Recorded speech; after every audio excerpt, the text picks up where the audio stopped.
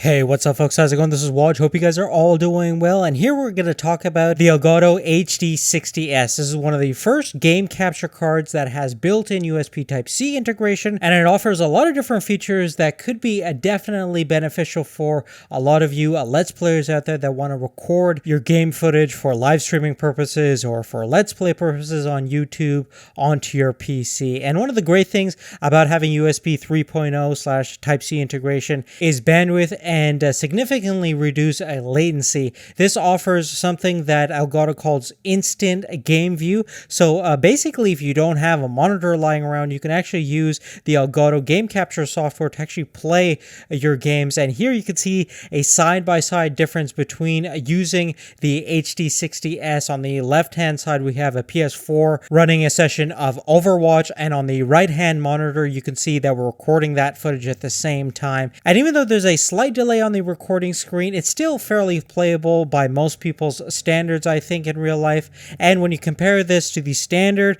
Elgato H60 capture card, you can notice a significant difference when it comes to latency when looking at the actual game footage on the left-hand side versus the game capturing footage on the right-hand side. So if you're coming from the standard HD60, it is definitely worth taking a look at the S model, especially if you don't have another monitor lying around. You can definitely use your built-in PC monitors and play the game using the capture software itself. Now, externally speaking, the HD60 S is pretty much identical to the standard HD60.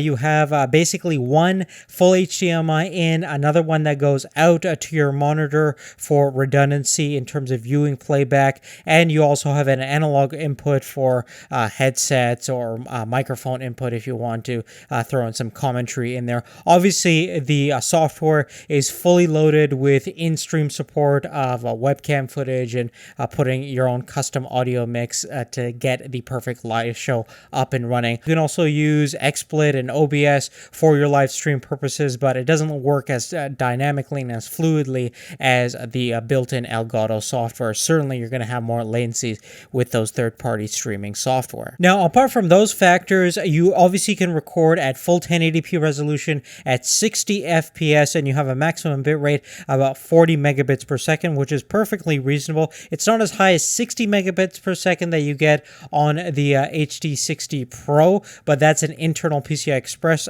capture card that gives you a little bit more bandwidth in this USB Type 3 interface. But of course, compared to the HD60 Pro, this is certainly a lot more portable and handy. You can use it with pretty much any computer besides a Mac. Mac support is coming, but that's one of the limiting factors at this point. Elgato will release some sort of software release that will add that support. Additionally, if you're using any kind of legacy input device, so if you want to plug in an old gaming console that use composite or component connectivity, unfortunately, you probably can't connect it to this unit since it's HDMI only compatible. So that may or may not be a problem for some of you guys out there. But really, other than that, guys, that's really it. Overall, really happy with the HD60 S. It's a fantastic solution for recording your Xbox One / PS4 gaming footage. And if you're going to start out doing any kind of Let's Plays, if you're already a Let's Player out there and if you're looking for something that gives you a tiny bit better quality and certainly a lot more convenience